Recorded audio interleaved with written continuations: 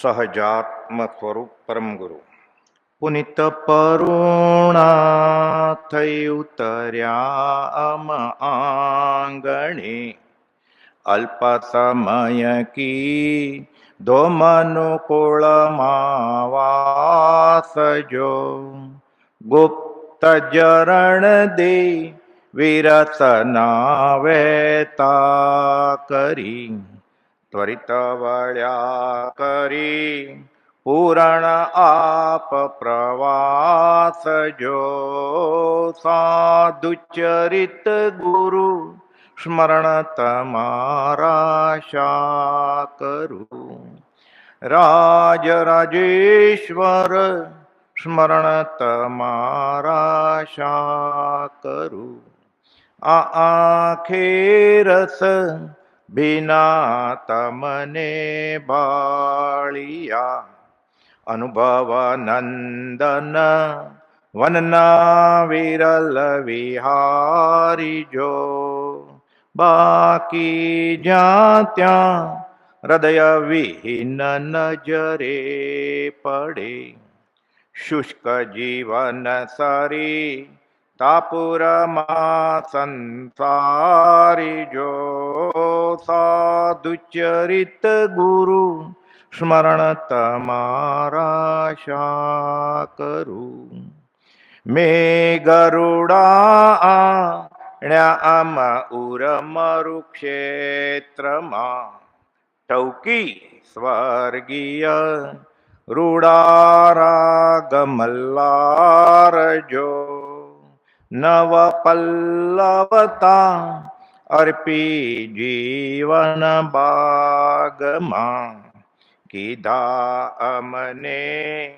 ઉન્નત અધિક ઉદાર જો સાધુચરિત ગુરુ સ્મરણ તમારા શા કરું રાજ રાજેશ્વર સ્મરણ તમારા શા કરું વિસ્મરણનો ક્ષણ એક નથી અવકાશ જો સાધુચરિત ગુરુ સ્મરણ તમારા શા કરું કેટલી વાર યાદ કર્યા તો હું ભૂલ્યો જ નથી તો યાદ કરવાની ક્યાં વાત કરવી વિસ્મરણનો અવકાશ જ નથી હસતા રમતા પ્રગટ હરી દેખું રે મારું જીવું સફળ તવ લેખું રે કે 5 વાર યાદ કર્યા 25 વાર યાદ કર્યા 108 3 માળા કરી બસ પતી ગયું આજનો હિસાબ ચૂકતે ભૂલ્યો જ નથી હું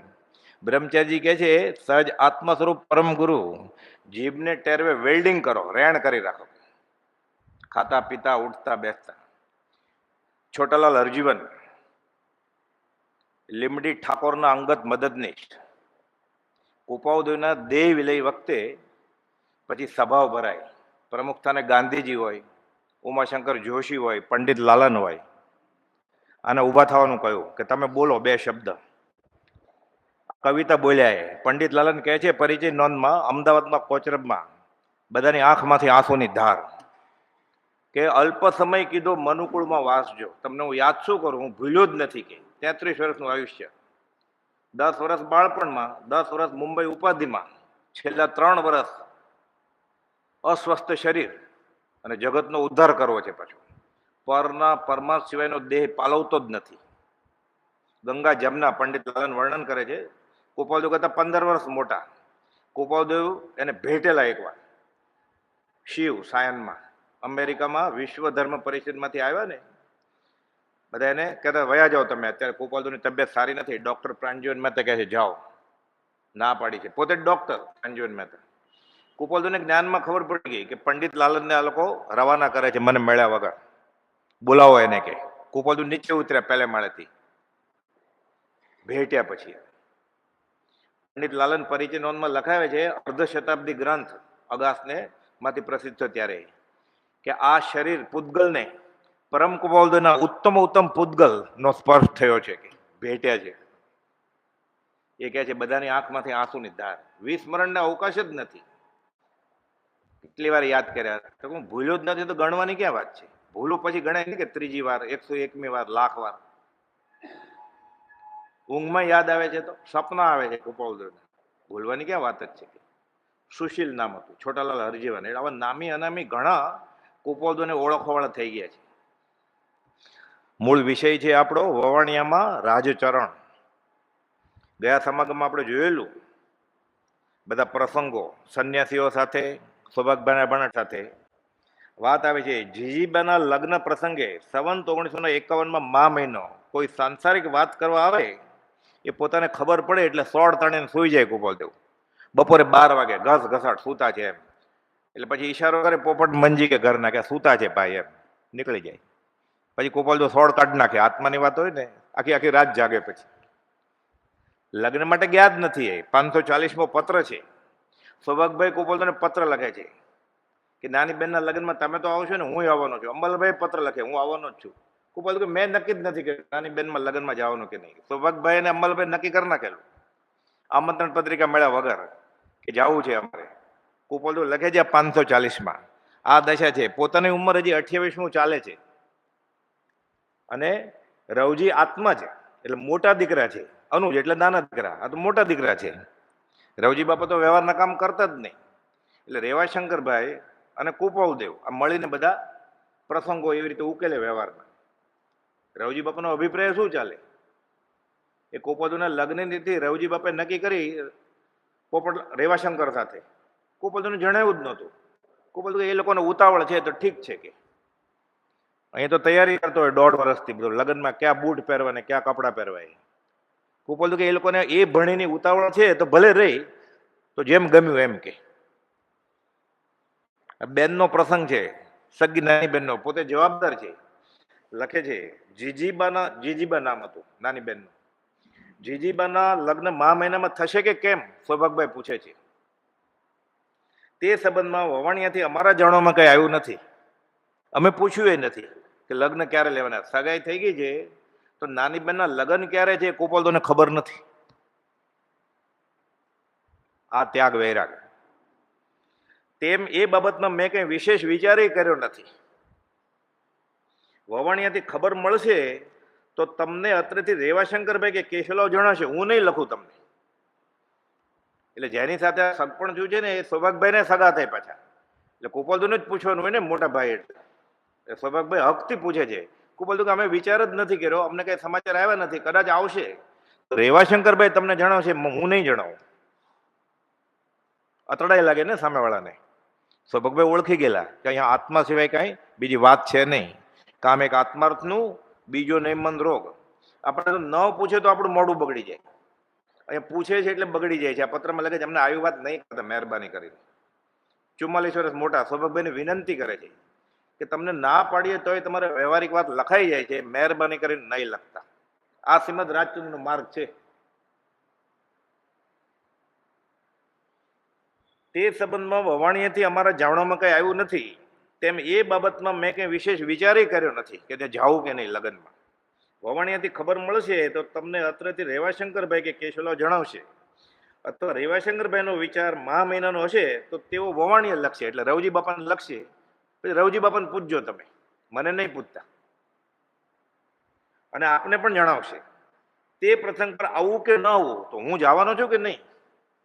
વડીલ તરીકે ગોપાલ લખે છે તે પ્રસંગ પર આવવું કે ન આવવું એ વિચાર પર ચોક્કસ હલચિત આવી શકશે નહીં. અત્યારે હું કઈ કહી ન શકું. આ કયો કારતક મહિનો ચાલે છે, કારતક માગશર પોષ ને મહા, 3 મહિના પછી લગ્ન છે કે હજી મેં નિર્ણય નથી લીધો મારે આવવું કે ન આવવું. જો એમને પતાવી દેતા હોય ક્લેશ વગર તો હું આવીશ જ નહીં. તે પ્રસંગ પર આવવું કે ન આવવું એ વિચાર પર ચોક્કસ હલચિત આવી શકશે નહીં, કેમ કે તેને હજી ઘણો વખત છે.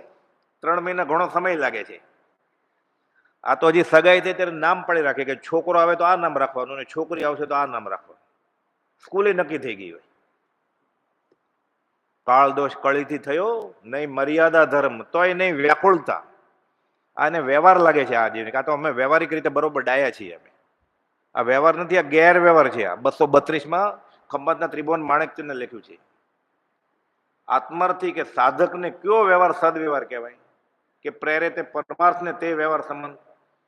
પણ આપણે ગાતા હોય તંબુરાન તાલે આત્મસિદ્ધિ એટલે રોજ ગાતા હોય પ્રેરે તે પરમાર્થ ને તે વ્યવહાર સંબંધ. પણ કયો વ્યવહાર? એ વ્યવહારની વ્યાખ્યા આપી છે કુપાલ દેવે કે ન ચાલતા કરવો જોઈએ. એક મુદ્દો નંબર 2 પૂર્વ પ્રારબ્ધના યોગથી. મુદ્દો નંબર 3 નિષ્પૃહ બુદ્ધિથી. આપણો એક વ્યવહાર આવો છે, ન ચાલતા કરવો જોઈએ નિષ્પૃહ બુદ્ધિથી અને પૂર્વ પ્રારબ્ધના ધક્કે થાય, આ યોગ્ય વ્યવહાર. બાકી બધો ગેરવ્યવહાર માનજો. વચનામૃત 232 ત્રિભુવન માણેકચંદને લખેલું, એટલે આપણને લખેલું. સમકિત ને મુમુક્ષતાની ક્યાં વાત છે? હજી આપણે પ્રવેશ જ નથી આપણો બાળ મંદિરમાં, અધ્યાત્મમાં. પ્રથમ ઘાસે જ મક્ષિકા છે, ખાય કેવી રીતે? પેલો કોળિયો લીધો, માખી આવી, ક્યાંથી પેટ ભરાશે? જ્યાં સુધી આ ગળે નહીં ઉતરે ત્યાં સુધી અધ્યાત્મમાં પ્રવેશ નથી. બાકીના બધા સાધન બાર અનંત કીયો, એ દીક્ષા લેશે, આચાર્ય પણ થશે. 166 લખ્યું ને, જીન દીક્ષા નહીં, શાસ્ત્ર અધ્યયન વિદ્યાભ્યાસ નહીં, જીન આચાર્ય પણ અનંતવાર. આપણે કે અનંતવાર થોડું હોય, પેલાય હતો તો હતો જ ને. થાકી જાય ત્યાં સુધી બોલ્યા કરીએ કે પહેલા જ હતો, પછી એની પહેલા પાછું થાકી જાવ ત્યાં સુધી બોલ્યા કરો હતો. જીવ્યા જ કરે. તો શરૂઆત ક્યારે થઈ? આદિ. અને આદિ છે જ નહીં. ભાખે જીન ભગવંત, જીનેશ્વર ભગવાને જ્ઞાનમાં જોયું કે આની આદિ નથી. તો કેટલી વાર સાધુ થયો હશે, સંન્યાસી થયો હશે, ગુરુજી થયો હશે. આ અધ્યાત્મનો માર્ગ છે. કે જે અમે કઈ નક્કી કર્યું નથી, તે પ્રસંગ પર આવું કે ન આવવું એ વિચાર પર ચોક્કસ હલચિત આવી શકશે નહીં. આવું ક્યાં મળે એને સાંભળવા માટે, વાંચવા માટે? એ આગમ વાંચે, સિદ્ધાંતના સમયસર વાંચે, નિયમસર વાંચે. પણ ઉપદેશ બોધ પરિણામે ન હોય તો હું આત્મા છું તો બધા ખબર છે બેઠા એ બધાને, અને કોઈને પ્રતીતિ નથી. એક જ વાત છે અધ્યાત્મમાં, જૈન કે જૈનેતરમાં, વેદાંત કે ઉપનિષદમાં, કે તું શરીર નહીં આત્મા છો. કોઈ બધી આટલી વાત, નાની સરખી વાત ન સમજાણી એટલે દ્વાદશાંગી રચવી પડી. ન સમજાયું એટલે દ્વાદશાંગી રચી. આગમની ક્યાં જરૂર જ હતી નહીં. તો ખાલી આટલું જ છે, હું શરીર નહીં આત્મા છું, બસ. આ થયું હોય એ સંકિત કહેવાય. હવે 14 રાજલોકમાં ગોતો ગુરુજી, જઈ શકે હોય તો સિમંદર સ્વામી પાસે, ત્યાં મળે. કુપાલદેવ પાને એમને લખ્યું છે ગુરુના લક્ષણ. અનંતકાળથી એક જ વસ્તુમાં ભૂલ થાય છે જીવને, ગુરુ ઓળખવામાં. બાકી બધું કર્યું એને. મુખ આગળ બાત કહે, મોઢો આગળ છે. કુપાલદેવ કે યામની કહી દઉં કે સાધન બાર અનંત કયો તદ પી કશું હાથ હજુ ન. કેમ? આજ્ઞા વગર કરેલું બધું. અથવા જેની આજ્ઞા લીધેલી એને લેવા જેવી જ નહોતી. પીધું તો અમૃત, પણ તોય અમર ન થયો, મરી ગયો. કેમ? અમૃત પીધું ને અમર થયો નહીં, પીવાની રીત નહીં જાણી. કાં તો તે ઘટમાં જ ગયું નહીં, કાં પીધામાં પાણી. સાધક સાચો ધર્મ લે જાણી, સાધક સાચો મર્મ લે જાણી. આ ધર્મનો મર્મ એને ખબર નથી. એટલે કોઈ કહ્યું ધર્મ એ બહુ ગુપ્ત વસ્તુ રહી છે, મોલમાં ન મળે, ઓનલાઈન. કોક વિચારકને અંતરાવલોકનથી ખબર પડે કે આ રસ્તો હશે, એ ચાલે તો મહત પુણ્ય. હજી ખબર જ નથી ધર્મ કોને કહેવાય. આગળ કહે છે, અત્યારથી તે માટે વિચાર સૂજી આવે તેમ બનવું કઠણ છે. 3 વર્ષથી તે તરફ જવાયું નથી. એટલે આ સંવંત 51 નો પત્ર છે. 49, 50, 51. 49 કુપાલદેવે એક પર્યુષણ વડોદરામાં કરેલું અને 2 મુંબઈમાં કરેલા. 3 વર્ષથી વવાણિયા ગયા જ નથી કુપાલદેવ. અને હજી ભર યુવાની છે, તાજા લગ્ન છે, ધંધો શરૂ કર્યો છે. કે 3 વર્ષથી તે તરફ જવાયું નથી. તેથી રવજીભાઈના ચિત્તમાં, પિતા નહીં રવજીભાઈ, એટલે એક પુરુષ છે રવજીભાઈ નામના. એમ કોણ પિતા ને કોણ પુત્ર? રવજીભાઈના ચિત્તમાં, એટલે પોતાના પિતાની વાત કરે સૌભાગભાઈને. રવજીભાઈના ચિત્તમાં અને માતુશ્રીના ચિત્તમાં ન જવાય તો વધારે ખેદ રહે. એ મુખ્ય કારણ તે તરફ આવવા વિષયમાં છે. તેમ અમારું ન આવવું થાય તો ભાઈ બહેનોને પણ ખેદ રહે કે મોટા ભાઈ આવ્યા નહીં, કર્યાવર કોણ કરશે? ઉપાદોને જ બધું કરવાનું હતું. રેવા શંકરભાઈ સાથે નક્કી કરી નાખે કે આટલું કરજો, અને ન જાય તો ગોપાલદેવ જ 28 વર્ષ ચાલે છે, તો નાના ભાઈ અને નાની બેનની ઉંમર કેટલી હોય?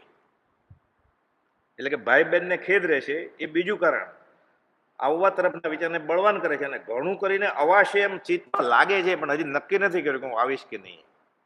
અમારું ચિત્ત પોષ મહિનાના આરંભ માત્રથી નીકળવાનું રહેશે, અને વચ્ચે રોકાણ થાય તો કંઈક પ્રવૃત્તિથી લાગેલા પડછાટની વિશ્રાંતિ વખતે થાય, તો નિવૃત્તિ અર્થે આવી અમે, લગ્ન માટે નહીં. ક્યાંક શાંતિ રહે, આ બધા વ્યવહારની ઉપાધિથી દૂર થઈ અને થોડાક અમે નિવૃત્તિમાં આવી શકીએ, તો આવવાની ઈચ્છા છે અમારે. આગળ લખે છે સૌભાગભાઈ પાછા પત્રમાં લખેલું કે અમારે તો કઈ લગ્ન ખાસ મહત્વનું નથી, તમારો સમાગમ થાય એટલે આવું છે. તોય કુપાદેવ લખે છે, આ તારીખ પૂછે ને લગ્નની, અમને તમારે જેમ બને તેમ વ્યવહારિક બાબત ઓછી લખવી. એમ અમે લખેલું તેનો હેતુ માત્ર એટલો જ છે કે અમે આટલો વ્યવહાર કરીએ છીએ એટલો ઘણો, કે એમાં તમે ક્યાં ભાર મૂકો છો? પાછું અમારાથી સહન નથી થતું. અમે બધું મોઢે છે, આર્તધ્યાન રૂપ વાત લખાઈ છે તમારાથી, કે આર્તધ્યાનનો પ્રકાર છે. આત્મા સિવાયની કોઈ પણ વાત આર્તધ્યાનના ખાતામાં છે. તીર્થંકર એમ કે છે તો કમાવાનું એ તો લખીને આવ્યો જ જીવ. એ 16 ને બદલે 18 કલાક કામ કરે તો વધારે કમાય એવું જરૂરી નથી કાંઈ. સંયોગ સંબંધે આ દેહ પ્રત્યે આ જીવને જે પ્રાપ્ત હશે તે વ્યતીત થશે, પણ દેહ છૂટી જશે. લખીને આવ્યો છે, જેના ભાગ્યમાં જે સમયે જે લખ્યું તેને તે સમયે તે જ પહોંચે. પહેલા પ્રારબ્ધ બની ગયું, કારણ શરીરમાં લખાઈ ગયું, એ કોણ માતા કોણ પિતા, ક્યાં જન્મશે, કેટલું આયુષ્ય હશે, એનું પગલું ક્યાં પડશે, 60 ફૂટ ઉપર કે 90 ફૂટના રોડ ઉપર. એ કારણ શરીર એને ખેંચી જાય આત્માને. પછી પહેલે પ્રારબ્ધ બના, પીછે બના શરીર. પેલા 1.5 લીટર દૂધ તૈયાર થઈ જાય. એ જન્મીને ક્યાં દાંત છે કે શેરડીના છાંટા ખાવા માટે, બાજરાનો રોટલો ને દૂધ તૈયાર હોય, સ્ટરીલાઇઝ. પછી પ્રસૂતિ થાય. પહેલે પ્રારબ્ધ બના, પીછે બના શરીર. આટલું નક્કી જ છે. તારા હાથમાં છે જ નહીં. તારા હાથમાં એક ખાતું છે આત્માનું, એને વાપર્યું નથી એટલે લોક થઈ ગયું છે, બંધ થઈ ગયું છે, ડેડ થઈ ગયું છે ખાતું. અને અનંતકાળથી આ ખાતું સંભાળ્યા કરે છે, એના હાથમાં નથી. એટલે થાકે છે, 14 રાત લોકમાં ભવ ભ્રમણ કર્યા કરે છે.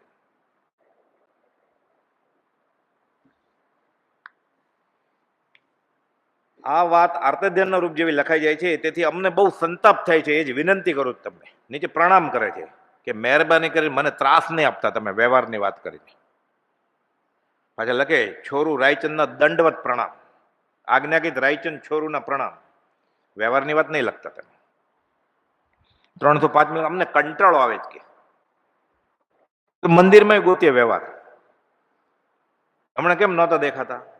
એટલે ઓલો કે ઘર લીધું હતું, કેટલા સ્ક્વેર ફીટનું શરૂ થઈ ગયું. એને કીધું નથી આવવાનું, નવું ઘર લીધું છે, હવે વાત કરવાનો છો તો ત્યારે વયું જવું જોઈએ ને, જો એને આધ્યાત્મમાં રસ હોય તો. આ તો વાત કરે એટલે મને બોલાવજો કે તમે રાખો તો, એટલે આગલા રવિવાર હું નહીં આવું મંદિર. અધ્યાત્મ ક્યાં છે? હજી પહેલા ગુંઠણામાં જ નથી જીવ. યશોજી મહારાજ કહે છે કરણ અપૂર્વના નિકટથી જે પહેલું ગુંઠાણું રહે એની નજીક આવે ને તો સુયશ વિલાસનું ટાણું રહે. 8 દ્રષ્ટિની સજાય તો ધન્ય ઘડી ધન ભાગ્ય. એટલે આપણે પહેલા ગુંઠણામાં નથી. સમકિતની ક્યાં વાત છે? તો આપણે જેને અનુસરીએ છીએ એ માઇનસમાં છે. અસદગુરુ મુમુક્ષ કરતા ગયા. મુમુક્ષ તો સમજી જાય ને કે ખોટું છે તો સાચે વળી જાય ક્યાંક એકલો વચનામૃતને આધારે, કે કોકને ગોતે.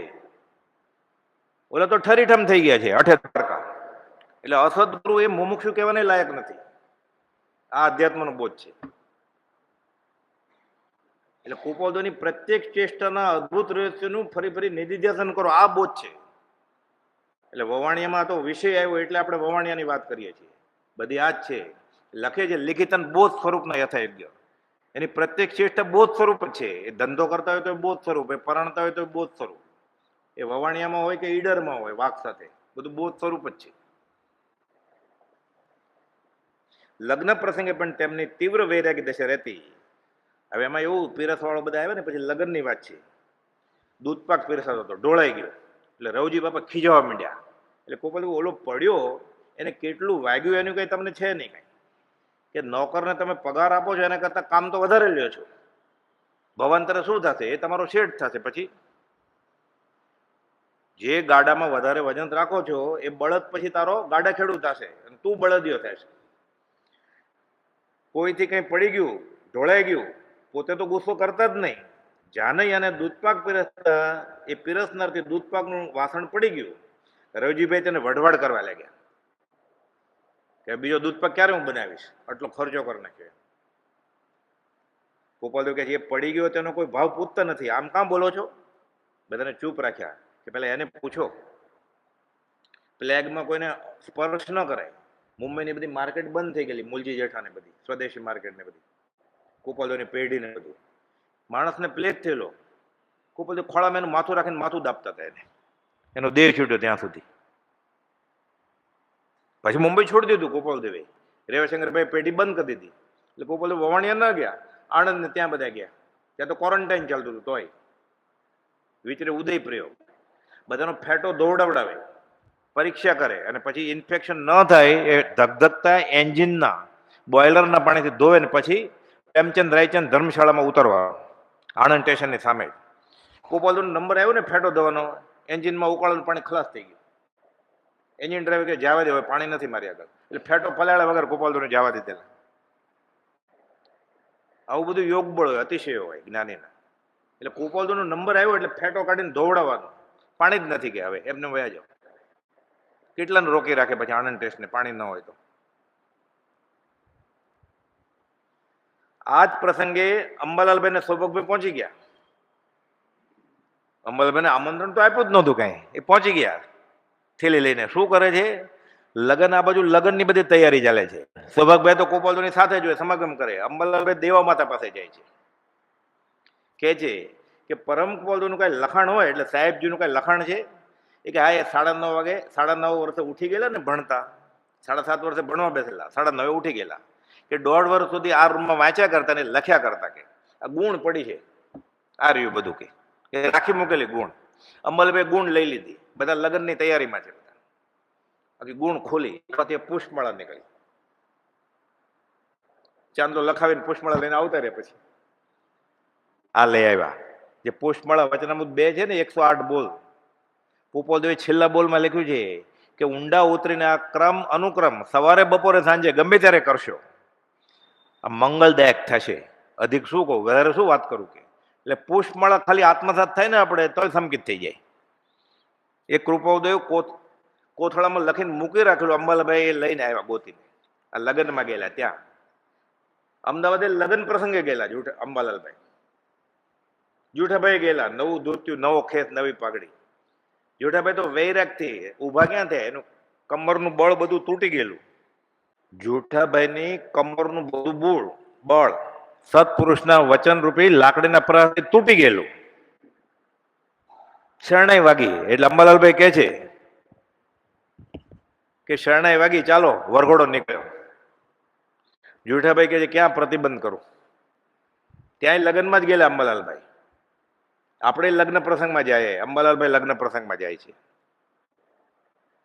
ત્યાંથી પુષ્પમાળા લઈ આવ્યા, અહીંયાથી ગોપાલદેવના પત્રો લઈ આવ્યા અને પ્રભુજીને બતાવ્યા. પ્રભુજી પત્ર વાંચીને જ ઓળખી ગયા કે આ સત્પુરુષ છે. રૂબરૂ તો પછી મળ્યા 47 ની દિવાળીમાં. એ પહેલા જ પ્રભુજી ઓળખી ગયેલા ગોપાલદેવને, વચનથી ન.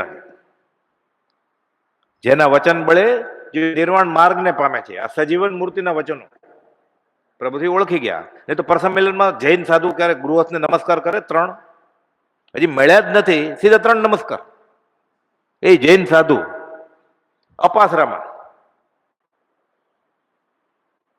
બંને વખતે અંબાલાલભાઈ લગ્નમાં જ ગયેલા અને આપણે લગ્ન પ્રસંગમાં હાજરી આપીએ, આટલો ફરક છે. અંબાલાલભાઈ ગૃહસ્થ જ હતા, સૌભાગભાઈ ગૃહસ્થ જ હતા આપણી જેમ. આપણા કરતા સૌભાગભાઈને તો વધારે તકલીફ હતી, જુઠાભાઈને વધારે તકલીફ હતી. ગોપાલદેવના પત્ર જાય ને પેઢીએ છુપાડી દેતા, જુઠાભાઈને પહોંચતા જ નહીં પત્ર. એટલે ગોપાલદેવ લખે છે એક પત્રમાં કે પોસ્ટમેન આવે ને ટપાલી ત્યારે તમે ઊભા રહેજો પેઢી ઉપર, એટલે તમને અમારા પત્ર મળે. હું સમજુ છું કે આ પત્ર હું લખું છું એ તમારા હાથમાં આવતા નથી, પત્ર છે આમાં. એટલે કે 11:30 વાગે ટપાલી આવે ને 11:15 ઊભા રહી જાજો, એટલે અમારા પત્ર તમારા હાથમાં આવશે.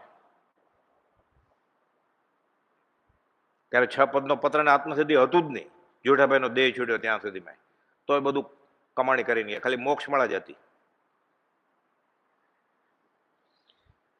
અંબાલાલભાઈએ દેવામાને કુપોલદેવનું કાંઈ લખાણ હોય તો બતાવો કહ્યું, ત્યારે તેમણે એક કોથળો બતાવીને કહ્યું, ભાઈ લખીને આમાં મૂકતા તમારે જે જોઈએ એ જોઈ લો. પુષ્પમાળા મળી જે 12 વર્ષની આસપાસ લખી હતી લઈ આવ્યા. સંવંત 1952માં આસો મહિનામાં કુપોલદેવ નિવૃત્તિ અર્થે આણંદ અને પછી નડિયાદ હતા. આણંદ ક્ષેત્રે એટલે પેલા વડવા હતા, વડવાથી આણંદ ગયા, ત્યાં મૂળ માર્ગ સાંભળો જીનનો લખ્યો, વચનામૃત 715. 15 દિવસ પછી 718મો પત્ર આત્મસિદ્ધિ શાસ્ત્ર લખ્યું, આસોવદ એકમ નડિયાદ, સંવંત 1952માં.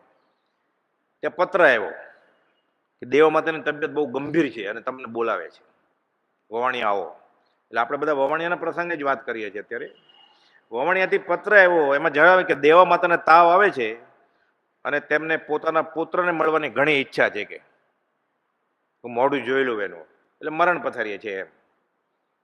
એટલે કુપોલદેવને નડિયાદથી બેસીને છે કે નડિયાદથી મેલમાં બેસીને રવાના થવાનું બનશે. હું જાય છે એમ નહીં. શા માટે જવાનું બનશે? માતુશ્રીના શરીરે તાવ આવે છે, એટલે માતુશ્રીને તાવ આવે જ નહીં, માતુશ્રી આત્મા છે.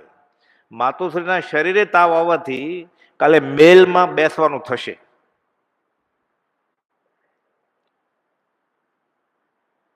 તેમાં જણાવેલ કે દેવા માતાને તાવ આવે છે અને તમે જલ્દી નીકળી જાઓ. પરમ કુપોલદેવ સંવંત 53 કારતક સુદ 6 મંગળવારના નડિયાદથી નીકળી બુધવારે વવાણિયા પહોંચ્યા. એટલે રાત આવી જાય, બદલી જાય દિવસ, ત્યારે માંડ પહોંચે. એ કોલસાના એન્જિન વાળી 3 ડબ્બાની ગાડી હોય, દિવસમાં એક જ હોય, એક આવવાની ને એક જવાની.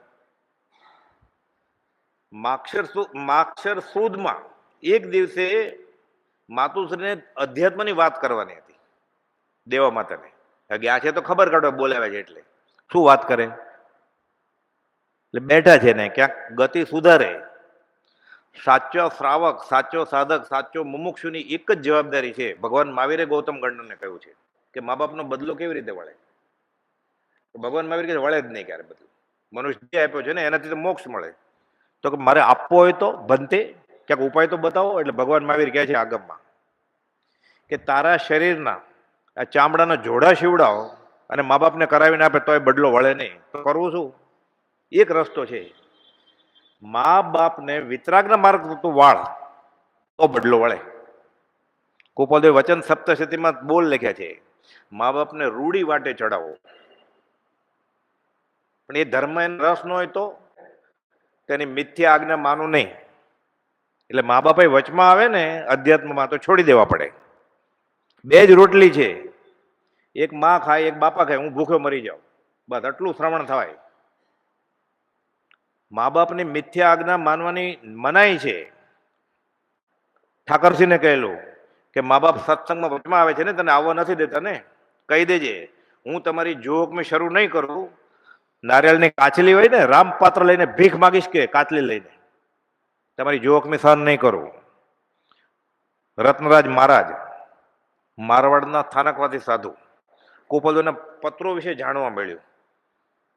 હજી હયાત હતા કુપોલદેવ ત્યારે આ બધા પત્રો ફેરવતા હોય ને એમાં કોપી કરી લેતા. એમ કરતા કરતા પહોંચે મારવાડમાં કે આ માણસને મળવા જેવું છે. ઉગ્ર વિહાર કરે છે ઉગાડે પગે, આગમના અભ્યાસી. અડધે રસ્તે પહોંચે છે, કુપોલદેવનો દેહ છૂટી ગયો છે, પાછા વયા ગયા. પછી થયું પણ આ વચન એને કોકે તો ઝીલ્યા હશે ને. 3 વર્ષ પછી પાછા આવ્યા પ્રભુજીને મળવા માટે. પછી પ્રભુજીના સાથે જ એ ટોળામાં જ રહી ગયા. એને 90 પદ લખે છે કુપોલદેવ. એક પદમાં લખે છે, સદગુરુ પદને વિઘ્ન કરે જો માત પિતા આદિ મહાન, તો તેને પરિપ્રીતે જાણી શત્રુ સમાન રૂડા રાજને ભજીએ. તો દુશ્મન છે મા બાપ પણ. મોટામાં મોટો કુસંગ પોતાનું ઘર છે.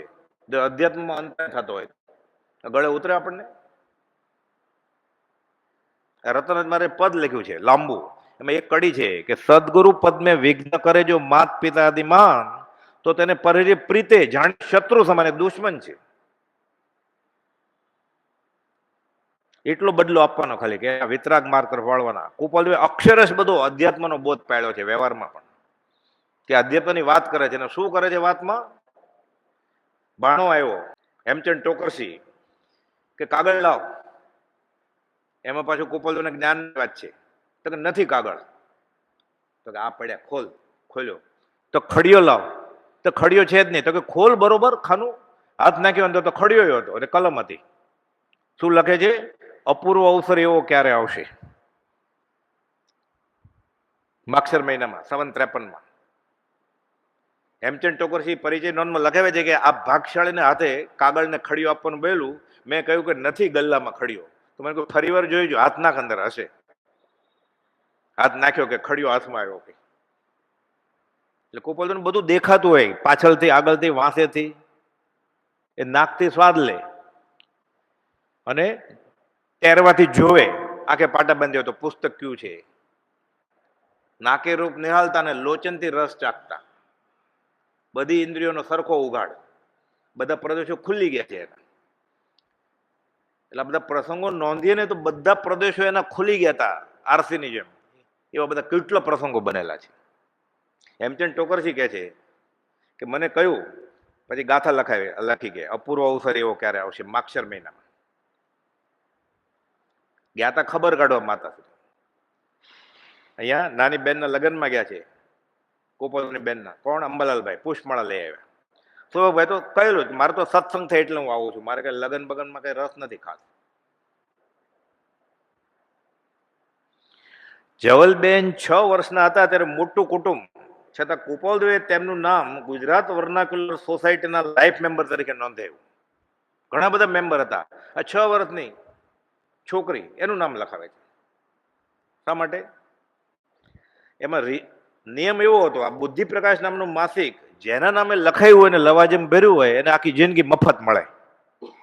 એટલે ગોપાલદેવને જ્ઞાનમાં ખબર હતી કે જવલબેન બહુ જીવવાના છે. એ જીવ્યા ત્યાં સુધી આ બુદ્ધિ પ્રકાશ નામનું માસિક મળતું રહ્યું મફત. એટલે મફત મળ્યું કે પૈસાથી મળ્યું એનું મહત્વ નથી. ગોપાલદેવનું જ્ઞાન કેટલું હતું કે જવલબેન કેટલું જીવવાના છે એ ખબર છે. અને બીજા કાશીબેન તો સાવ નાની ઉંમરે ગુજરી ગયા. મોટો પુત્ર છગન શાસ્ત્રી સાવ નાની ઉંમરે ગુજરી ગયા. હરિભાઈ નામના એક પુત્ર હતા, એ તો ગોપાલદેવની હયાતીમાં જ ગુજરી ગયા. એટલે ગોપાલદેવને ખબર કે આનું આયુષ્ય બહુ છે જવલબેનનું. એટલે આવી મોગમમાં આવા બધા પ્રયોગ કરે, જ્ઞાની ખુલાસો ન કરે. કહેલું ખૂન કરનાર પ્રત્યે પણ દ્વેષ ન કરવો. દ્વેષ કરો, રાગ ન કરો, એ વાત નથી. અહીંયા ગોપાલદેવ કહી દીધું કે તમારું ખૂન થવાનું છે. ગાંધીજીને સમજાય, આપણને નથી સમજાતું તો 30 વર્ષ પછી. એ ખૂન કરનાર પ્રત્યે પણ દ્વેષ ન કરો.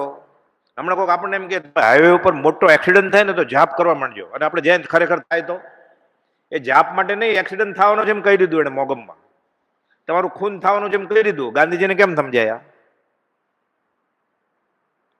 120માં પત્રમાં મનસુખ સુરિયમ ત્રિપાઠીને કહ્યું એને પૂર્વજન્મનું જ્ઞાન શીખવું હતું કૃપાલદેવ પાસેથી.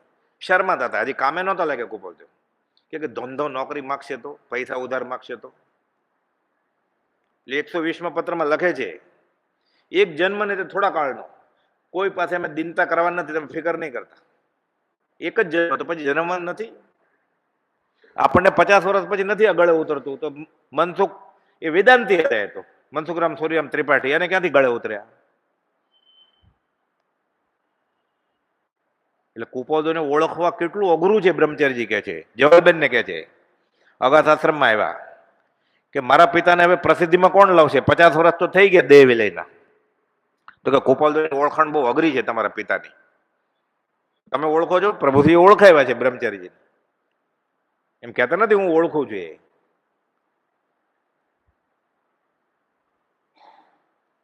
એટલે ગોપાલદેવની આવી દુરંદેશી બુદ્ધિ હતી. આગળથી બધું કે આવા તો કેટલા પ્રસંગ બનેલા છે. જન્મતિથિ, મરણતિથિ, રોગ, વિધવા થશે, વિધુર થશે, કહી દેતા હતા આગળથી ના છે. એક પ્રસંગે પોપટભાઈને અચાનક જગાતના રૂપિયા 724 કલાકમાં ભરવાનો હુકમ આવ્યો. આ પોપટલાલ મંજી, વવાણિયા સમાચાર. આમ સ્નેહી મિત્ર ગોપાલદેવના, અને સત્સંગ માટે એ બધું ગોઠવે. મા સતી પાસે જવાનું હોય તો એ સાથે લઈ જાય એને બધે.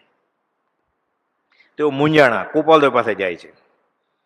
તેમના બોલાવો અગાઉ જ ગોપાલદેવ બોલ્યા, કેમ? પૈસાની તકલીફ પડી જ ને.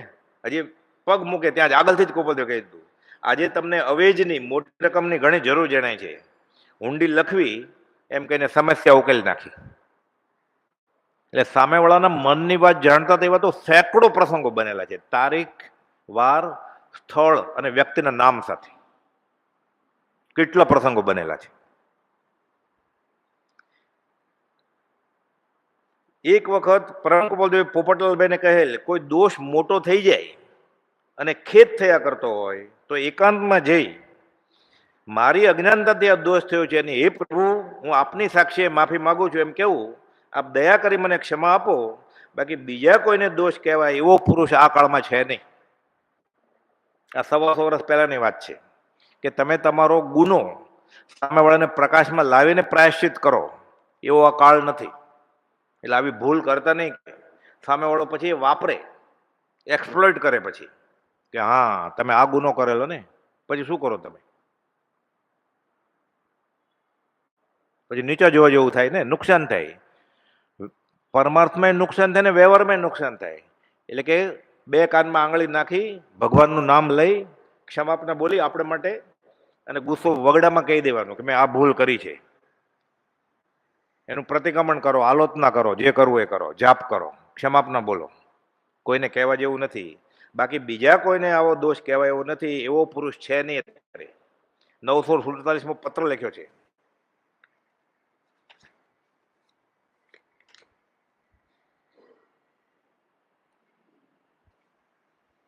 એટલે સાથે વ્યવહારમાં પણ કેમ વર્તવું કે આપણા પરમાર્થને આંચ ન પહોંચે, એ બધી કૃપાલદેવે સલાહ આપી છે. પ્રેરિત પરમાર્થને તે વ્યવહારે સંમત છે જ્ઞાનીને. વર્તમાન 947 પત્ર. વર્તમાન દુષ્મકાળ વર્તે છે, મનુષ્યના મન પણ દુષ્મ જ જોવામાં આવે છે. ઘણું કરીને પરમાર્થથી શુષ્ક અંતકરણ વાળા પરમાર્થનો દેખાવ કરી સ્વેચ્છાએ વર્તે છે. આંખ બંધ કરી નાખી હોય, ઓછું બોલે, ઈશારાથી બોલે, નમસ્કાર કર્યા કરે, મિથ્યા ક્ષમતા હોય. મિથ્યા ક્ષમતા અધોગતિનું કારણ છે. હૈયે જે હોય એ ઓઠે આ સરળતા, અને પરમાત્મા જ્યાં સુધી સરળતા ન આવે ત્યાં સુધી સંકિતને પાત્ર છે જ નહીં. જીવ માયા કપટ, તિર્યંચનો અવતાર મળે, તિર્યંચણી એટલે નાગણી, કૂતરી, ગધેડી એવું, અને મનુષ્યની થાય તો સ્ત્રી થાય. મલિનાથ ભગવાનનું કપટ નડ્યું તો એને પૂર્વ ભવે ખાલી તપશ્ચર્યા કરેલી, ઉપવાસ કરવાના હતા બધા મિત્રોને સાથે, કે બધા સરખા જ કરે છે ઉપવાસ, બધાને 25 થઈ જાય તો મારે 26 થાય તો હું આગળ ગયો ને. એક ઉપવાસ છુપી રીતે કરી નાખ્યો, છળ કપટ કર્યું ને, સ્ત્રીનો અવતાર મળ્યો છેલ્લા ભવમાં, સ્ત્રી તીર્થંકર. એટલે માયા કપટ, કપટ એટલે કે છે ઘણું કરીને પરમાર્થથી શુષ્ક અંતકરણ વાળા પરમાર્થનો દેખાવ કરી સ્વેચ્છાએ વર્તે છે. જાણે થોડું બતાવે જાજુ, અર્ધદક્તપણું કહેવાય. આચરણમાં કાંઈ નહીં. મુક્તિ જ્ઞાન કથે અને અંતર છૂટ્યોનો મોહ, તે પામર પ્રાણી કરે માત્ર જ્ઞાનીનો દ્રોહ. કબીર કહે છે કહેતા શોખ કરતા નહીં, મુક્કા બડા લબાડ. કબીર આવી જ બધી વાત લખી છે, ગાળ દીધી છે બધી. દાન કરે ને, પ્રીતમદાસ કહે છે ભૂંજ્યા અન્ન ઉગે નહીં, પહોંચે તબલક ખાઓ. દાન દીધું ને, તે નામ લખાયું અભિમાનથી, તકતી મૂકો તો આપું. એટલે શું કર્યું? વાવણી કરી, બી રોપ્યા, એ શેકેલું અનાજ હતું, ઉગે કેવી રીતે? ભૂંજ્યા અન્ન ઉગે નહીં, પહોંચે તબલક ખાઓ. પૂંજે હમણાં વાપરી ખા. બધા જ્ઞાની આ જ વાત કરી છે. ઘણું કરીને પરમાર્થથી શુષ્ક અંતકરણ વાળા પરમાત્મનો દેખાવ કરી સ્વેચ્છાએ વર્તે છે. એવા વખતમાં કેનો સંગ કરવો? હમણાં જે વાત આવી એ દોસ્તી કોને કરવી? આપણે ક્યાંક ભૂલ હોય અધ્યાત્મમાં કોને બતાડવી છે? એવા વખતમાં કેનો સંગ કરવો? કેની સાથે કેટલું કામ પાડવું? કેની સાથે કેટલું બોલવું? લટક સલામ, દૂરથી ન. તો કબીર કહે છે ગયો મળવા બેસાડી દે દળવા, ઉઠ્યો તો હરિભજન કો ઓટન લિયો કપાસ. ઘંટી ચાલુ હોય, પેલા તો ઘંટી ઘર ઘંટી હતી ને, હાથથી ફેરવાની, ઇલેક્ટ્રિક નહીં. બેસાડી દે દળવા, કે તમને કામે લગાડી દે. આ ભજન કરવા ગયો હોય. કેની સાથે કેટલું બોલવું, કેની સાથે પોતાના કેટલા કાર્ય વ્યવહારનું સ્વરૂપ વિદિત કરી શકાય, એ બધું લક્ષમાં રાખવાનો વખત છે. નહીં તો સદવૃત્તિમાન જીવને આ બધા કારણો હાનિ કરતા થાય છે. તમે વધારે કહો તો તમને લૂંટી લેશે, તમે ઓછું કહેશો તે વાપરશે કે આ તો મુફલીસ ગરીબ છે સૌ, જગ્યાએ ન આપે બેસવાની મંદિરમાં, ઉઠાડી મૂકે આગળ બેઠા હોય તો.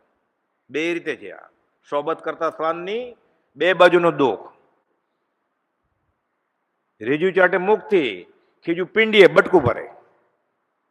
એ ચાટે તોય વાયરસ આવી જાય રેબિસના, બટકું ભરે તોય આવી જાય. ખીજુ કાટે પિંડીએ, રીજુ ચાટે મુખ.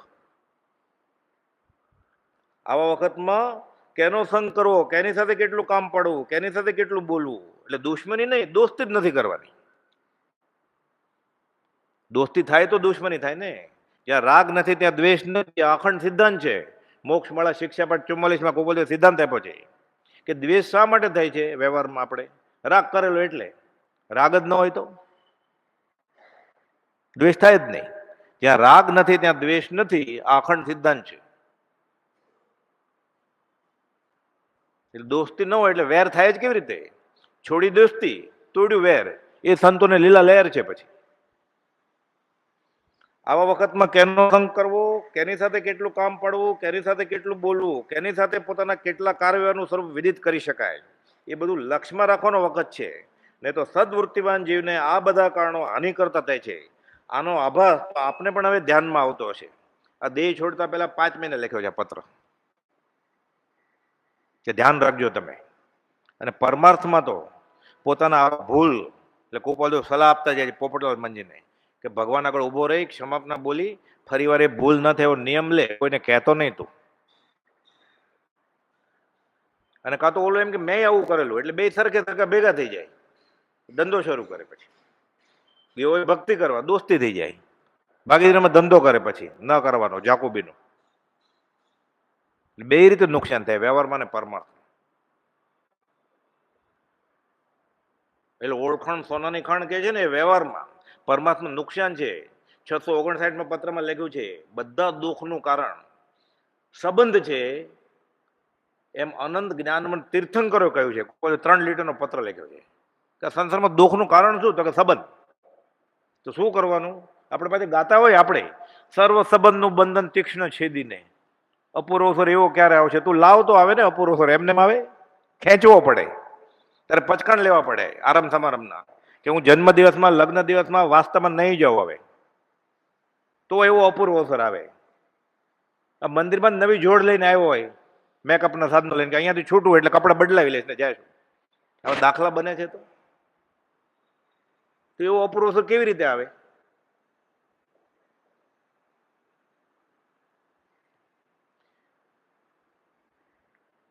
આપ દયા કરી મને ક્ષમા આપો, બાકી બીજા કોઈને દોષ કહેવાય એવો પુરુષ છે નહીં આ કાળમાં. પછી આ વવાણિયામાં નાનપણથી જ ગોપાલદેવને વ્યસન પ્રત્યે બહુ ચીડ હતી.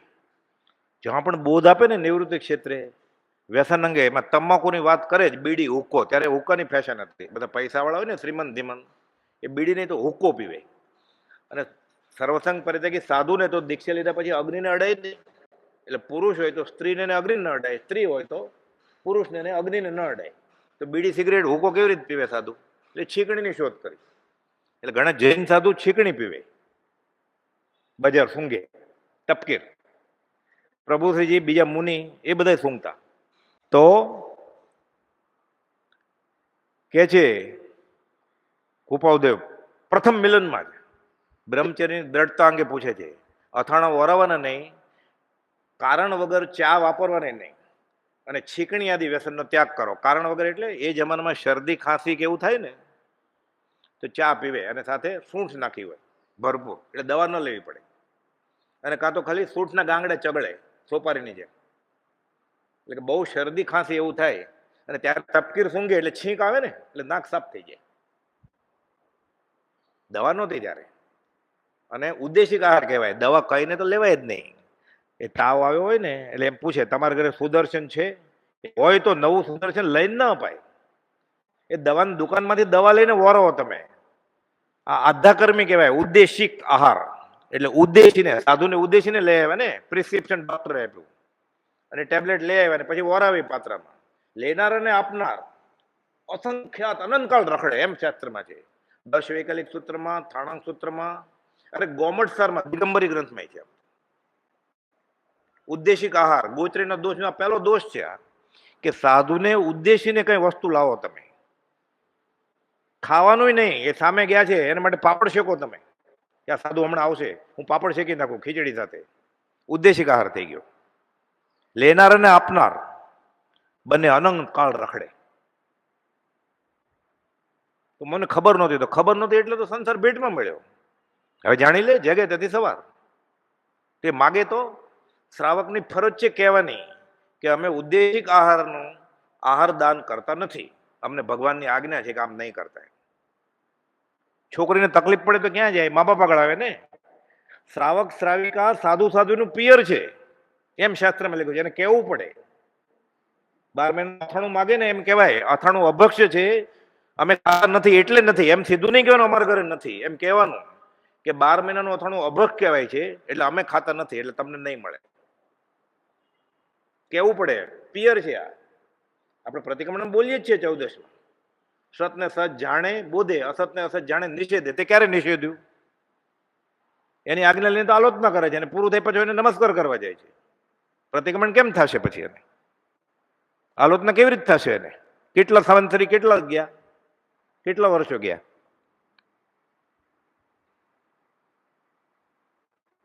સર્ફ આપો, રીન પાવડર આપો. સાધુને સાબુ મનાય છે, નહીં આપીએ અમે, ઘસીને ના પડવાની, એમ લખ્યું છે એમાં શાસ્ત્રમાં કે શ્રાવક શ્રાવિકા સાધુ સાધુનું પિયર છે. પણ આ દોરો લેવા ગયો હોય, ધાગો લેવા ગયો હોય, મંત્ર લેવા ગયો હોય, ગ્રીન કાર્ડ નથી મળતું, પાસપોર્ટ નથી મળતું, લગ્ન નથી થતા એટલે ગયો હોય ત્યાં, આવું કહી શકે કે તમને અથાણું નહીં આપીએ? એ પૂછે બેડેકરનું આપીએ કે લિજ્જતનું આપીએ? કંપની નામ પૂછે, જે કહે નહીં હોય લઈ આવી દઈશ તમે. અનંતકાળ રખડવું પડે એમ શાસ્ત્ર કહે છે. એક સૂત્રમાં નહીં, ભૂલથી કાંઈ. દશ વૈકાલિક, થાણાંગ,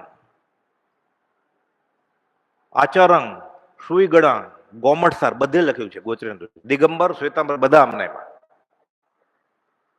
તો બધા આમ કરે છે તો બધા જે કરે લોક મૂકે પોક. મારે વિતરાગનો ધર્મ છે, રોજ બોલીએ જ ને આપણે નિત્યકર્મમાં. વિતરાગનો કહેલો પરમ શાંત પૂર્ણ સત્ય છે. તો પરમ ધર્મ આ છે. પ્રભુ ના પાડે તો કોઈ બોલતો છીકણી નહીં સોંગવાની કારણ વગર. ધૂરી ભગતને ના પાડી, બધા આગમના અભ્યાસી ધૂરી ભગત. ગોપાલદેવ નહોતા મળ્યા ને ત્યારે એને એમ જ હતું કે હું જ્ઞાની છું. ગોપાલદેવ મળ્યા, કાન પકડ્યો ગોપાલદેવે. પછી હુકો તો છૂટતો નથી કે આગમ વાંચવા તમારે. 32 આગમ મોઢે એને સ્થાનકવાસીના. પછી તો એ ત્યાં ઝવેર બાપાના સત્સંગમાં રહ્યા, ત્યારે ધૂરી ભગતની ડેરી છે કાવીથામાં, એ ભાદરણના હતા, ત્યાં જ જિંદગી પૂરી કરી એને કે મને કોઈક મળ્યો કાન પકડવા વાળો. ગોપાલદેવ તો યુવાન, આ તો બધા વયોવૃદ્ધ, બધા મોટી ઉંમરના, 5માં પૂછાય એવા, સાધુ સાધુઓ સાથે આગમની વાત કરે એવા બધા. હજી હુકો તો છૂટતો નથી. 5 વર્ષનો સમાગમ થયો, હુકા જેવું વ્યસન નથી છૂટતું કે અમે ભીતને બોધ આપીએ છીએ. ગોપાલદેવ કે ખંભાતના ત્રિભુવન માણેકચંદ એ ધ્રુજી ગયો હું ત્યારથી ફેંકી દીધો કે ઝવેર બાપાને ઘરે જ ઉતરેલા. સીધું કેમ કહેવાય? ગગડાવે હુક્કો. એ તો શ્રીમંત હતા, નગર શેઠ, દાદરો ઉતરતા હતા સાથે. ઝવેર શેઠને કહે છે તમને કડાકૂટ નથી લાગતી? એટલે કોલસા નાખો, પાણી નાખે, બુડબુડાવે, દેવતા પ્રગટે, પછી ફૂંક મારવા, ધુવાડા નીકળે ને, પછી એને ઘૂંટ લેવાની. તમને આ બધી કડાકૂટ નથી લાગતી? ઝવેર બાપા કહે છે પરિચય નોંધમાં, મને ખાલી આટલી ટકોર કરી, દાદરો ઉતરતા હતા ત્યારે મેં ફેંકી દીધો કે. છગન નાનજી ઠાકરસિંહ કે અધ્યાત્મની વાત કરવી છે અને હજી વ્યસન નથી છૂટતું. નાનું અસન એટલે ખાવું, વ્યસન એટલે વિશેષ અસન. વેકેશનમાંથી હોલિડે સ્પેશિયલ, વિશેષ ટ્રેન, વિશેષ એક્સ્ટ્રા ખોરાકનો ભાગ નથી. એલોપેથી, નેચરોપેથી, આયુર્વેદ કે અધ્યાત્મની રીતે આ વ્યસન છે, વિયસન, એક્સ્ટ્રા ખોરાક છે. આ ખોરાકનો ભાગ નથી. ચા, કોફી, છીકણી, બજર, હુક્કો. એ ચા પીવી ન પીવી એ બોધ નથી કરતો હું. આમાં જે વાત છે આ હું કહું છું, એ જીવ તને જેમ ગમે એમ કર. આ વ્યસન છે, વિશેષ આસન. આપણે કહેતા એકાસન એટલે એક આસન ઉપર એમ. એમાંય પાછું અર્થ પોતાની રીતે એક આસન એટલે એક જેટલી વાર બેસે એટલે 11:30 શરૂ કરે કોકમના પાણીથી, 1:30 વાગે પૂરું થાય ખાખરા ને ભૂસા સાથે, હલવાસન સાથે. એમ એક આસન નહીં, એક આસન એટલે એક જ વાર આસન, એક વાર ખાવું એ આસન. કુપોલદેવે વ્યાખ્યા આપી છે, રોજ કરતા ઓછું ખાય તો એકટાણું કર્યું કહેવાય. એકાસન, એકાસન કોઈ કરતા હોય એને નમસ્કાર જો આપણા. એ ગયા આગલા દિવસે એકાદશનું હતું ને, વર્ષિતપ હતો કે ઉપવાસ હતો, એટલે ગયા દિવસનું આજનું આવતીકાલનું ત્રણે સાથે ખાઈ લેતો હોય, એકાસન કહેવાય કે 3 3 9 આસન થયા. બધા ખુલાસા કુપોલદેવે કરેલા છે, પ્રીતમદાસે જૈનેતરમાં કરેલા છે. આ દશમ દોઢી 11 નો ઉપવાસ હોય ને જૈનેતરમાં, ફરાળ કરે, સાંબો ને બધું ખાય, કેળા ખાય, ફ્રૂટ ખાય, સૂકી ભાજી ખાય બટેટાની. દશમ દોઢી એટલે દશમ ના દિવસે તો ખાવાની છૂટ હતી, 11 નો ઉપવાસ એટલે 1.5 ગણું ખાધું. 12 બમણી, 11 નો ઉપવાસ 12 2 ખાધું. દશમ દોઢી ને 12 બમણી કેટલું થયું? 2 ને 1.5 3.5 થયું ને.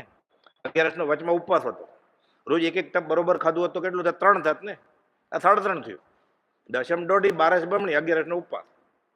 એવું આપણે 70 વાળું પાણું ચાલે જ છે ને, અડદની દાળ ને ચૂરમાનો લાડવો હોય, એને ન કર્યું ને તો પછી એ સાથે બેસી જાય. પછી ઓલો તો 3 વાર ખાવાનો જ હોય. તપશ્ચર્યા કેમ ફલતી નથી? છેતરે છે પોતાને, તપશ્ચર્યા કરી છે જ કરે એને. આવું કોને ગમે? એમ કે તમે તો તમારું બહુમાન કરવાનું છે, કેવો રાજી થાય? આખા ગામમાં ફેરવવાના જ તમને, ઘરજોળા પહેરીને, હીરા પહેરીને. એટલે ખબર ન પડે કે આ લગ્નની જાન ઉપડી છે કે માંસ ખમણનું પારણું છે કે આવતીકાલે દીક્ષા લેવાના છે. એ વિતરાગનો ધર્મ છે ને. આ વિતરાગ તો દેખાવી જોઈએ ને. રાતના 12 વાગ્યા સુધી ખબર જ ન પડે. એ જ મહેંદી, એ જ હીરા, એ જ ઘરેણા. આપણે જે જોઈએ છે ને આંખથી, બહારથી, ચામડાની આંખથી, આ જૈનનો ધર્મનો ભાગ નથી. હા, ખાલી કુપોલદેવે કહ્યું છે એમ નહીં, પોકાર કરી ગયા છે બધા. દેવચંદ્રજી મહારાજે ચંદ્રાનંદજી ભગવાનનું સ્તવન છે આ. દ્રવ્ય ક્રિયા રુચિ જીવડા, ભાવ ધર્મ રુચિહીન, ઉપદેશક પણ ટેવા, શું કરે જીવ નવીન? પછી કહે છે અહીંયા કોઈ સાંભળે એમ નથી. ચંદ્રાનંદજી સાંભળજો અરદાસ મુજ સેવક ભણી. મહાવિદ્ય ક્ષેત્રે વસતા તીર્થંકરને પત્ર લખે છે કે અહીંયા કોઈ છે નહીં સાંભળવા વાળો. બહુજન સંમત, એ બધા જે ટોળું વળે છે ને એ સાચો ધર્મ. એમ પોકાર કર્યો છે આનંદજી મહારાજે, દેવચંદજી મહારાજે, મોહન વિજયજી મહારાજે, યશુજી મહારાજે. યશુજી મહારાજ તો લખ્યું છે, શું લોચે શું મુંડે રે. પોતે ઉપાધ્યાય જ હતા તોય કે લોચ કર્યો તો મુંડાવ્યું તોય શું છે કે કરમ તો મુંડાતા નથી. કે પ્રભુ સમજાવતો પછી કે બીજાને મુંડે છે, ચેલા કરે છે, પોતે મુંડાતો નથી. કે પોતે મુંડાતો નથી, બીજાને મુંડે છે. ગુરુજી કેવી રીતે હોય? કુવામાં હોય તો અવાડામાં આવે ને. ધર્મ લાભ, ધર્મ હોય તો લાભ થાય ને સામેવાળાને.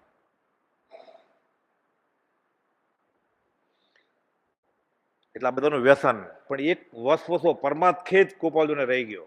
શું? એને પિતાને ન છોડાવી શક્યા. 931મો પત્ર છે.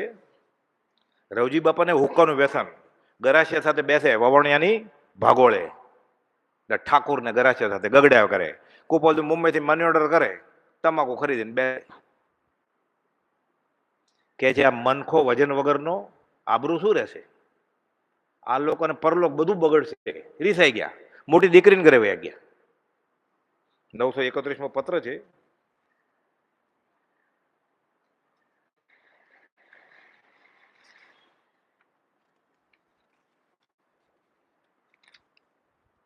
શુભ ઉપમા લાયક મહેતા ચતુર્ભુજ બેચર, મોરબી.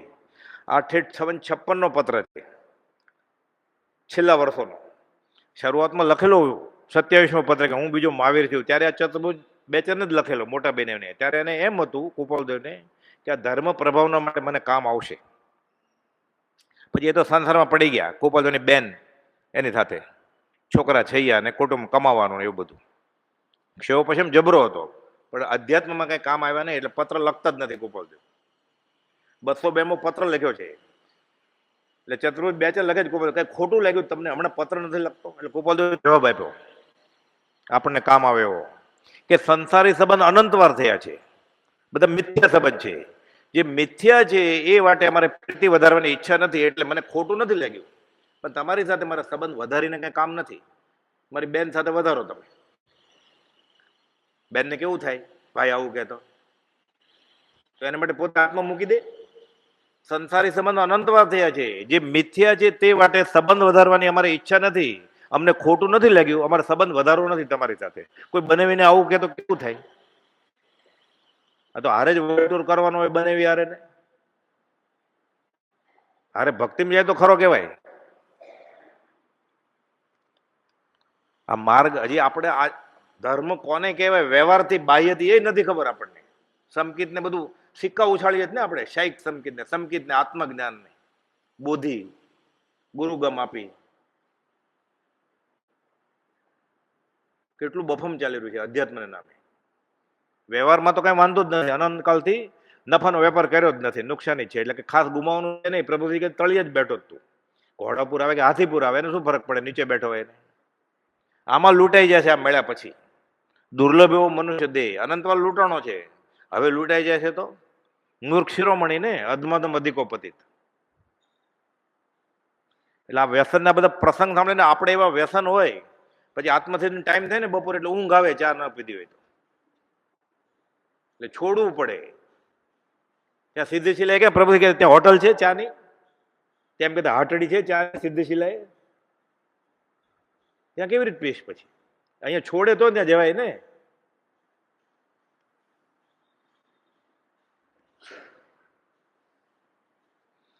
પછી દાખલો આપતા, ત્યાં તો બધા ચરોતરના ભોળા લોકો હોય ને, એટલે પ્રભુથી દાખલો આપે. સસ્સો ચાલ્યો સ્વર્ગમાં, સસલું સસ્સો ચાલ્યો સ્વર્ગમાં, બેઠો પાલખી માય, અધવચ્ચેથી પાછો ફેર્યો, હુક્કો તમાકુ નાય. ડાબલી લેતા ભૂલી ગયેલો હુક્કો ને તમાકુની, એટલે મોક્ષે જતો તો પાછો આવ્યો. એટલે ક્યાંય પણ આવું વાટ રહી જશે ને દેહ છૂટતા પહેલા ઈચ્છા, ફરી વાર જન્મવું પડશે એમ. સસ્સો ચાલ્યો સ્વર્ગમાં, બેઠો પાલખી માહે, અદ્વિતીયથી પાછો ફર્યો, હુક્કો તમાકુ નાય. ડાબલી ભૂલી ગયો કે હું તમાકુની, અને એમ જ દેહ છૂટી જશે આ ઈચ્છા માને. એક પણ ઈચ્છા બાકી રહી ગઈ, અધૂરું કામ મૂકી જશે, થશે નવો અવતાર. સમાધિ મરણ આપણે એમ 36 માળા કરીએ ખાલી તો સમાધિ મરણ ન થાય કઈ. એ 36 માળા શા માટે કરવાની છે? લખ્યું છે હેતુ વગરની ક્રિયા વધી ગઈ છે. વારા વારા રાખ્યા હોય કે અડધી તું બોલાવજે અડધી હું બોલાવીશ, નહીં તો કેસેટ તો છે જ ને, પેન ડ્રાઈવ એ મૂકી દે. અને ડ્રાઇવિંગ કરતો ને આત્મસિદ્ધિ મૂકી દે, એટલે પેન ડ્રાઈવનો મોક્ષ થઈ જાય સીડીનો. પોતે પોતે ડ્રાઈવર થાય પછી ભવાંતરે કાનમાં નાખી દે ઓલા વાયર, અને ઘાસ ઉપર ચાલે. અડધા કપડા લીધા હોય ને બગીચામાં, ગયો હોય પાછો કાર લઈને બગીચામાં, કે ચાલીને ગયો હોત તો તરત થઈ જાત ને. પણ પછી ઘાસ ઉપર ચાલવા ન મળે તેને. બીજાને ખબર કેમ પડે સવારે આવે છે મોર્નિંગ વોકમાં? આમ આત્મસિદ્ધિ ચાલુ હોય, આમ આમ કરતો જાય, બધા મળતા જાય. કેમ છો? પૂજ્યશ્રીને અત્રે આવવાનું કહેજો. મોટા બરેવીને કહે છે કે પિતાને મોકલી દેજો, રીસાઈ ગયા છે. અમે અધ્યાત્મની વાત કરી એના સારા માટે, તોય રીસાઈ ગયા છે. તેમણે પોતાનું વજન વધારવું પોતાના હાથમાં છે.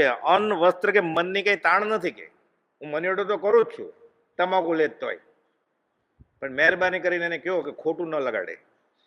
ફક્ત તેમના સમજેમાં ફેર છે, તેથી અમસ્તો રોષ કરે છે. ઉલટું તેમનું વજન ઘટે પણ વધે નહીં, વ્યવહારે વજન ઘટે, માંદા પડે. અને પરમાર્થે કોઈ સામું ન જોવા, વ્યક્તિ ખોખો કરતા હોય તો એ ગરાસ્ય સાથે તેમનું વજન વધે અને પોતાના આત્માને શાંત રાખી કઈ ઉપાધિમાં ન પડતા આ દેહ મળેનું સાર્થક રહે, એટલી અમારી વિનંતી છે. આવી રીતે વજન વગરનો મનખો આ જગતમાં નકામો છે. તેમનું વજન રહે એમ વર્તવાની અમારી ભલામણ છે. એટલે થોડું સજ્જનતાથી વર્તે એમ. આવા વ્યસનો કરશે તો વાણિયાની કોમ ઊંચી, બાકી તો બધા ગરાસ્ય છે વાણિયામાં. અત્યારે બધા ઘણી બધી ઇતર હલકી કોમ છે, લોકો એને એવા જ ગણશે ને. કે પછી સહેજ વાતમાં વચ્ચે આવવાથી વજન રહેતું નથી પણ ઘટે છે, ધ્યાન રાખવું જોઈએ. હવે તો થોડો વખત જ રહ્યો છે, 8 મહિના પછી અમે દેહ છોડવાના છીએ. કેમ સમજાય? ઘરને ઓળખે નથી ગોપાલતું ને કહી દે છે રોજી બાપા તો બહુ જીવ્યા, દેવ માતે બહુ જીવ્યા. આપણે લખી નાખી છે હવે થોડો વખત જ રહ્યો છે. કોનો? પોતાનો. એમ કહેતા નથી કે હું વયો જવાનો છું. હવે થોડો વખત જ રહ્યો છે, તો જેમ વજન વધે તેમ વર્તવું જોઈએ. પછી તમને કોણ કહેશે હું વયો જઈશ? પછી પોતાને મળેલો મનુષ્ય દેહ ભગવાનની ભક્તિને સારા કામમાં ગાળવો જોઈએ. છેલ્લે વિનંતી કરે છે પૂજ્યશ્રીને આજ રાતની ટ્રેનમાં મોકલી દેજો પાછા. રીસ છોડીને કે, અને હું કઈ વાણિયા નથી પછી બેસવાનો, હું તો વયો જઈશ. કેમ સમજાયા? જ્યાં સુધી સમજાય નહીં ત્યાં સુધી, એટલે તેની પ્રત્યેક ચેષ્ટાના અદભુત રહસ્યનું નિધિધ્યાસન કરવાનું. સૌભાગભાઈને ગોપાલદેવ કહ્યું છે 394, 95, 96 કે તે પુરુષના વાક્ય આદિના અનુસંધાને સમજવાની કોશિશ કરો તો આ ધ્યાનમાં બેસી જાય ને પલોઠી લગાવીને, એના કરતાં મોટું ફળ છે. હૃદય દર્શન કરતા મોટું ફળ છે. એમ અમે સંક્ષેપમાં કહીએ છીએ. સમજ્યો? સંક્ષેપમાં સકળ માર્ગ નિર્ગુણ સહજાત્મ સ્વરૂપ પરમ ગુરુ.